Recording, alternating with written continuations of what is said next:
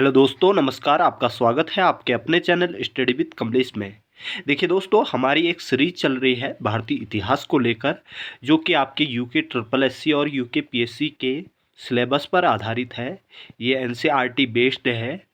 तो आज इसी क्रम में इतिहास का एक और वीडियो हम लेके आए हैं, जो कि शिशुनाग वंश और नंद वंश से संबंधित है।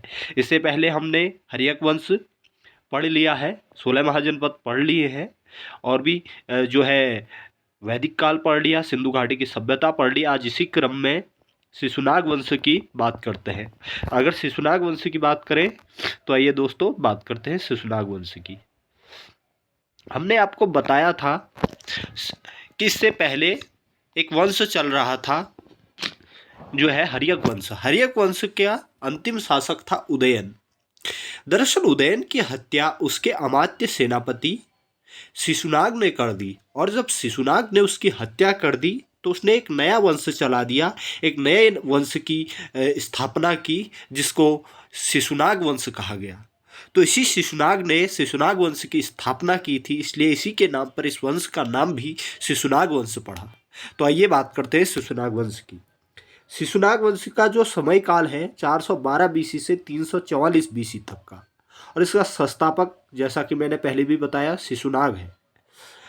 बात करें, एक ग्रंथ है महावंश टीका के अनुसार लच्छवी के वैश्या पत्नी से उत्पन्न पुत्र, यानी कि ये जो शिशुनाग था एक लच्छवी में रहने वाली वैश्या थी, और उससे इसका जन्म हुआ था। तो महावंश टीका के अनुसार ये कहा जाता है कि लच्छवी की वैश्या पत्नी से जन्म हुआ था शिशुनाग का। आगे बात करते हैं इस वंश की। अगर बात करें पुराणों में, जो है पुराणों के अनुसार क्षत्रिय, कहने का मतलब है पुराणों के अनुसार जो शिशुनाग था वो क्षत्रिय वंश का था, ऐसा मान लिया जाता है।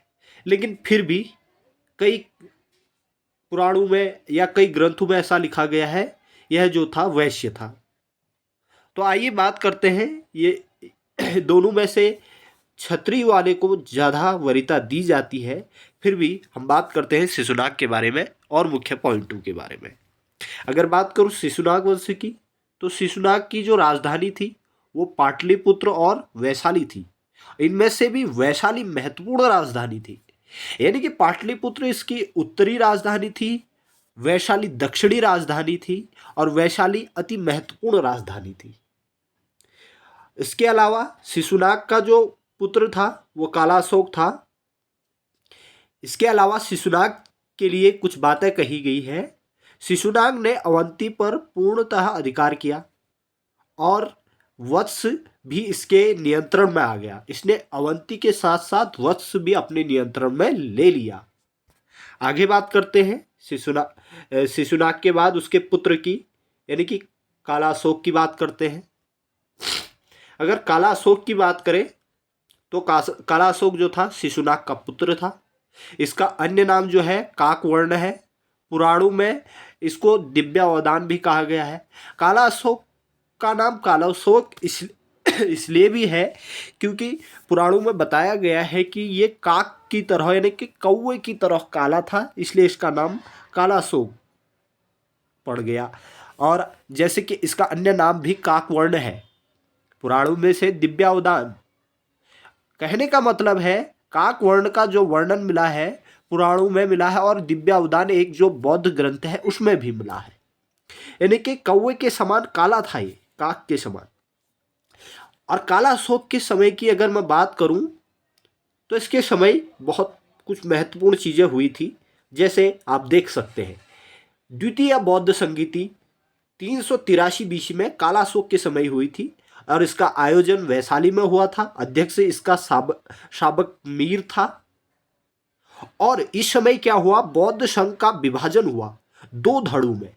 और बौद्ध संघ, थोड़ा सा आप मुझे समझ देंगे, बौद्ध संघ का विभाजन हुआ दो धड़ों में। अब वो कैसे हुआ मैं आपको दिखाता हूं। अगर बात करें इसके समय की तो इसके समय जो है द्वितीय बौद्ध संगीति होती है वैशाली में होती है, साबक मीर उसका अध्यक्ष होता है। बौद्ध संघ दो धड़ों में विभाजित होता है, एक स्थविर में, एक महासंघिक में, स्थविर और महासंघिक में। और काला अशोक की राजधानी जो थी पाटलिपुत्र थी। ये अति महत्वपूर्ण राजधानी इसकी पाटलिपुत्र हो गई थी, जबकि इसके पिता की तो जो आपने देखा था वैशाली अति महत्वपूर्ण थी, लेकिन इसने पुनः पाटलिपुत्र को अपनी राजधानी बनाई। आगे बात करें इस वंश की, तो आइए बात करते हैं। थोड़ा दोस्तों मेरी जरा तबीयत खराब जैसी हो रही है, इस वजह से मैं आप लोगों को प्रॉपर वीडियो नहीं दे पा रहा हूँ आजकल। खैर, तो बात करते हैं। काला अशोक जो था इसके 10 पुत्र थे और इसका अंतिम पुत्र था नंदीवर्धन। तो नंदीवर्धन इसका अंतिम पुत्र था और ये एक अयोग्य शासक था। नंदीवर्धन इस वंश का अंतिम शासक था। अगर बात की जाए नंदीवर्धन की, तो इस वंश का यह अंतिम शासक था और इसकी हत्या इसके ही दरबार के एक व्यक्ति ने कर दी थी, जिसका नाम था महापद्म नंद। और महापद्म नंदी या महापद्म नंद ने इसकी हत्या कर दी। और जब महापद्म नंद इसकी हत्या करेगा, आप बखूबी जानते हैं वो क्या करेगा, एक नए राजवंश की स्थापना कर देगा, यानी कि एक वंश की स्थापना कर देगा। इसी ने अपने नाम पर, यानी कि महापद्म नंदी अपने ही नाम पर नंद वंश की स्थापना कर दी। और आप नंद वंश को आप देखोगे। तो आइए अब बात करते हैं नंद वंश की। और अगर नंद वंश की बात करें तो सबसे पहले बात करते हैं हम नंद वंश की।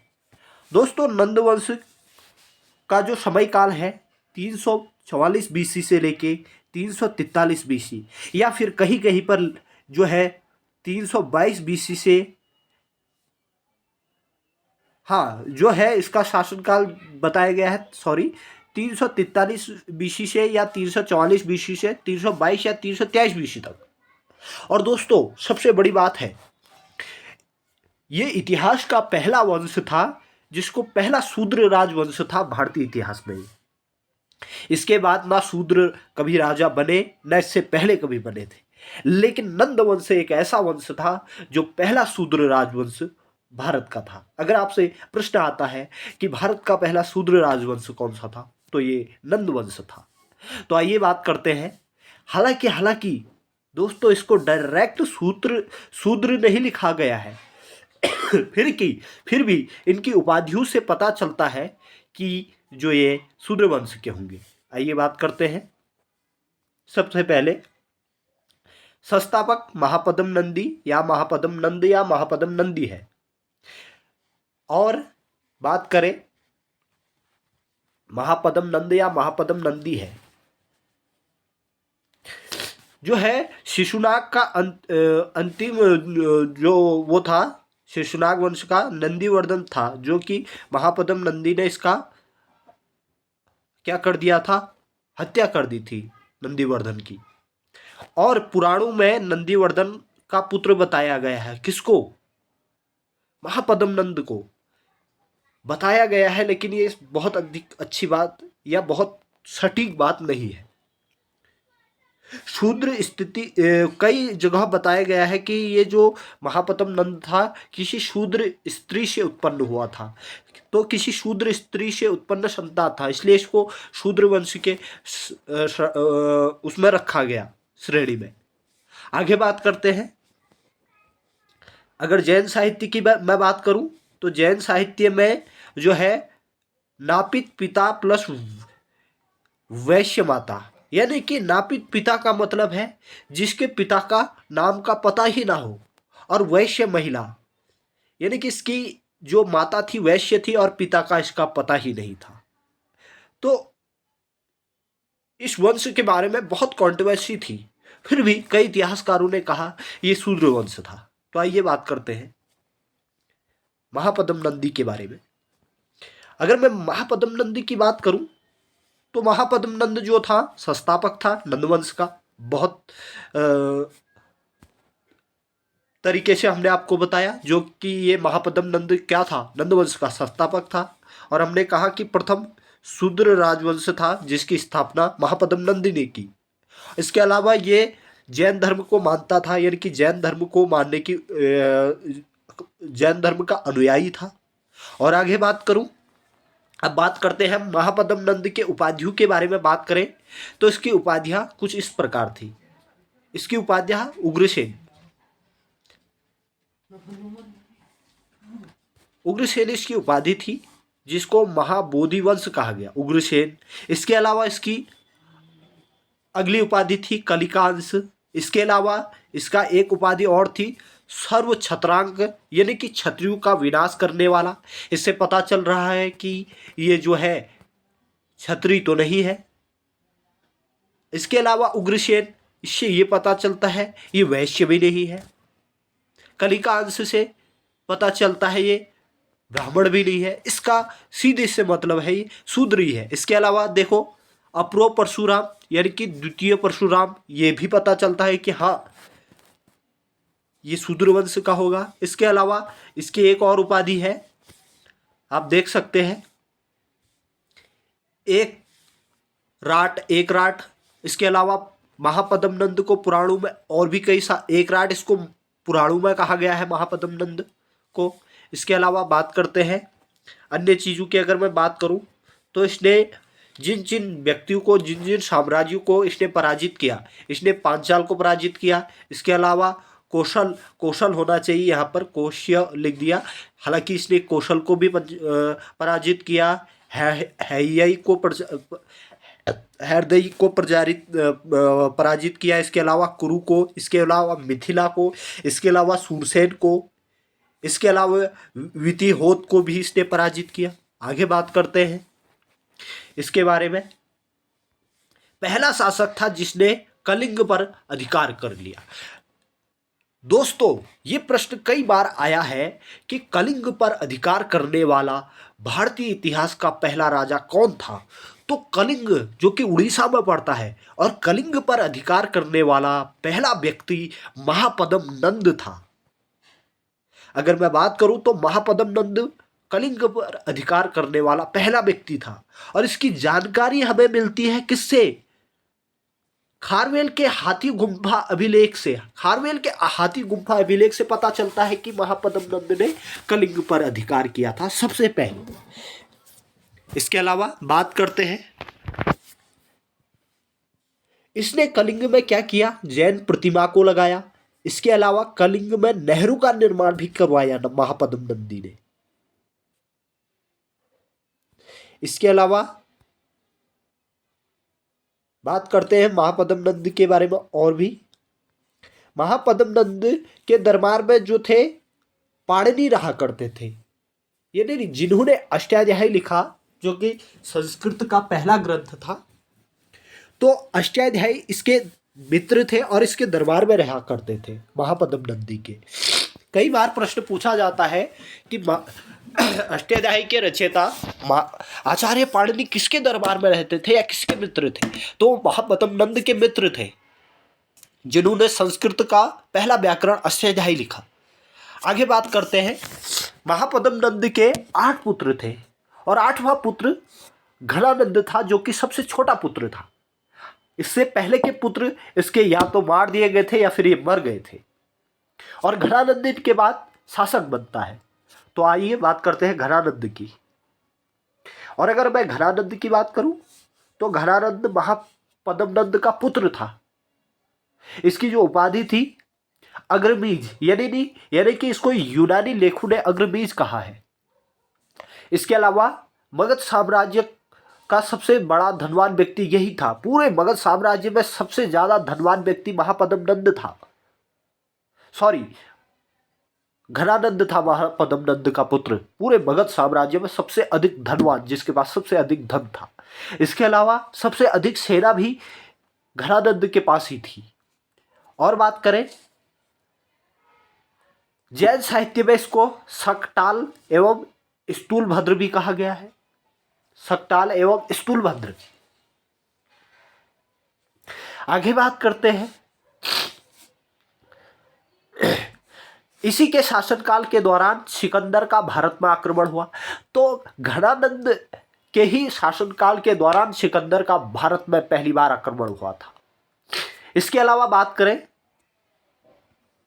इसके बारे में, तो 323 बीसी में इसकी हत्या चंद्रगुप्त मौर्य द्वारा कर दी गई। इसके पीछे भी बहुत बड़ा रीजन है कि चंद्रगुप्त मौर्य ने इसकी हत्या क्यों की, क्योंकि उस समय आचार्य चाणक्य जो है चंद्रगुप्त के जो गुरु थे वो तक्षशिला विश्वविद्यालय के आचार्य थे। वह क्या कि यहाँ पर तक्षशिला पड़ता है, तो यहाँ से सिकंदर के लोग घोड़े आ रहे थे और घनानंद का शासन यहाँ पर था मगध में। तो जब उसके घोड़े की आवाज़ आचार्य पाणिनि के कानों में गई और आचार्य जो थे चंद्रगुप्त मौर्य के आचार्य यानी कि चाणक्य के कानों में ये बात गई और उसने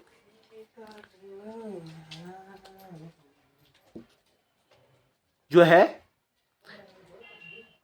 उसने घनानंद को ये बात बताई। लेकिन घनानंद क्या था, वो अपने विलासी किस्म का आदमी था। वो अपने विलास यानी कि भोग की भावना में रहता था। ऐसी स्थिति में आचार्य चाणक्य को बहुत गुस्सा आया और उन्होंने उनको जोर से बताने की कोशिश की, लेकिन घनानंद ने आचार्य जो है चाणक्य को लात मार दी और उनके शिखा खुल गई और उन्होंने कसम खा ली, जब तक मैं तुझे सिंहासन से नहीं हटाओ दूंगा तब तक मैं अपनी ये शिखा नहीं बांधूंगा। और हुआ भी यही। उसने चंदू नाम के एक लड़के को तैयार किया और उसको चंद्रगुप्त मौर्य बनाकर लास्ट में घनानंद की हत्या करवा दी। घनानंद अपने मौत के प्रति खुद ही जिम्मेदार था, क्योंकि इसके पास एक अच्छी सेना भी थी। अगर ये चाहता तो सिकंदर को अपनी सेना को भेजकर भगा सकता था, लेकिन इसने ऐसा नहीं किया। फिर भी इसके समय की बात करूं तो बहुत अधिक विस्तार हुआ था मगध साम्राज्य का। तो दोस्तों इसी क्रम में हम आगे चलकर कुछ और नई चीज़ों को लेकर आएंगे। अब आप इतिहास के क्रम में, इसी क्रम में आप भूगोल की बारी भी आएगी, हम भूगोल भी लेके आएंगे, हम भारतीय राज व्यवस्था भी लेके आएंगे, हम और भी कई सारे महत्वपूर्ण टॉपिक को लेके आएंगे। इसके अलावा उत्तराखंड का विस्तृत अध्ययन आपको हमारे इस प्लेटफॉर्म के माध्यम से मिलेगा। दोस्तों जो ये आपके पटवारी, लेखपाल, इसके अलावा कनिष्क सहायक, इसके अलावा पुलिस कांस्टेबल, इसके अलावा फॉरेस्ट गार्ड, अन्य एग्जामों के लिए बहुत अधिक महत्वपूर्ण होगा।